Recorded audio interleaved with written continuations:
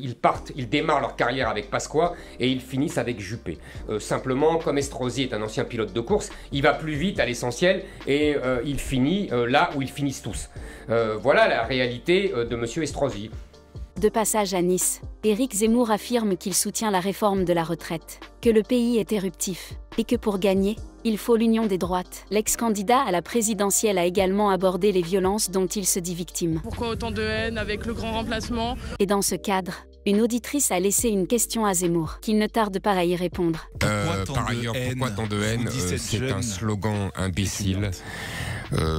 Qui, vous savez, cette jeune femme est vraiment très jeune et elle ne sait pas encore ce qu'elle dit, elle répète bêtement. Invité ce lundi dans le studio du groupe Nice Matin, le patron de Reconquête, Éric Zemmour, attaque bille en tête le maire de Nice, Christian Estrosi. C'est un concentré des RPR que je dénonce. Je vous cite la 5e colonne islamiste avant de monter dans le train de Macron et de tonner contre les racistes et les fascistes. Vous mettez en doute sa sincérité? Ah oui.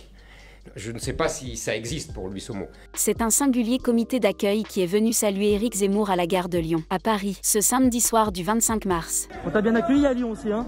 Espèce de sale raciste de merde, va. Hein? Sale fasciste de merde, va.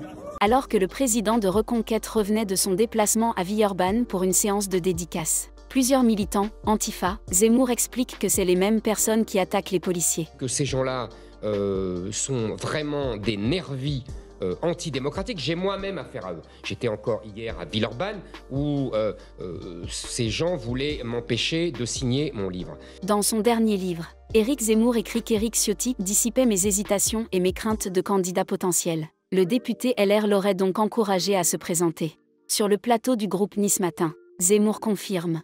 Pendant l'été 2021, j'avais en contact Éric Ciotti très souvent. Il a été très bien pendant la campagne des primaires, ça l'a servi d'ailleurs, puisqu'il a fait campagne largement sur mon nom, il le reconnaissait lui-même. L'ancien candidat de la France insoumise à l'élection présidentielle juge anormal de se porter volontaire pour monter sur une moto et tabasser des gens en passant. Cette unité serait évidemment dissoute, mais ce n'est pas tout. Nous enverrons ces gens se faire soigner, a ajouté l'ancien candidat insoumis à l'élection présidentielle. Et ce que fait M. Mélenchon, et ça fait des années qu'il le fait, il délégitime la police et donc l'État. C'est exactement la même méthode qu'utilisent les voyous en banlieue et qu'utilisent les black box. À l'occasion de la sortie de son livre Je n'ai pas dit mon dernier mot, dans lequel il revient sur son échec à l'élection présidentielle de 2022. Éric Zemmour était l'invité de l'émission Quelle époque de France 2. Je ne pense pas que j'ai perdu à cause de mes erreurs, a ainsi allégué l'ancien candidat à la présidentielle. Patrick Bruel, également invité de l'émission, lui a rétorqué que sa défaite était peut-être due aux propos de l'homme politique. Je suis monté, Léa Salamé l'a dit tout à l'heure, jusqu'à 18-19 en octobre, donc après 2 mois de campagne, au moment où j'ai parlé le plus librement du grand remplacement et de l'islamisation du pays. Éric Zemmour est de retour sur les plateaux de télévision. Il s'est rendu dans BFM TV Story le jeudi 30 mars 2023 pour assurer la promotion de son nouveau livre. Je n'ai pas dit mon dernier mot. Marine Le Pen a estimé qu'il avait écrit son testament. Vous auriez dû dire, en fait, c'est mon dernier mot. C'est son rêve. Elle est vraiment obsédée par ma mort, Marine Le Pen. Moi, vous savez, ce qui me hante, contrairement à elle, c'est la mort de la France. Invité sur le plateau de BFM TV ce dimanche 11 décembre, Éric Zemmour s'est exprimé sur les célébrations des victoires de la France et du Maroc au Qatar. Les célébrations de la victoire du Maroc en France ne semblent pas plaire à Éric Zemmour. Comment aurait réagi le roi du Maroc et les Marocains si des milliers de Français célébraient la victoire de leur pays à Marrakech, a-t-il lancé interrogé. Vous appelez ça des émeutes. Moi, j'appelle Donc ça vous mettez des ça au même niveau que ce qui s'était passé à l'époque à Villiers-le-Bel, par exemple. Excusez-moi. Il n'y a pas de gradation. Moi, quand on se bat contre les policiers, je n'appelle pas ça fêter une victoire. S'il avait fait du grand remplacement une priorité pour la présidentielle, mais aussi les législatives, Éric Zemmour insiste désormais sur l'appauvrissement économique qui est dû au fait qu'on ne produit plus depuis 30 ans.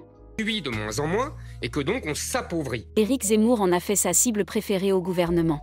L'ancien candidat à la présidentielle a demandé, solennellement, à PAP Ndiaye, le ministre de l'Éducation nationale. Un débat télévisé sur l'école, le patron de Reconquête a dénoncé ce qu'il appelle une propagande qui serait diffusée par certains professeurs et couverte par le ministère. Seulement moi, je fais l'éloge de la France. Contrairement à M. Papendiaï qui passe son temps dans toute son œuvre à cracher sur elle alors qu'elle lui a tout donné. Invité ce lundi dans le studio du groupe Nice Matin, au lendemain de la triple fusillade qui a fait au moins 3 morts dans la cité phocéenne. Le patron de Reconquête ne mâche pas ses mots. Marseille n'est plus vraiment une ville française. Nice en prend le chemin. Éric Zemmour dénonce.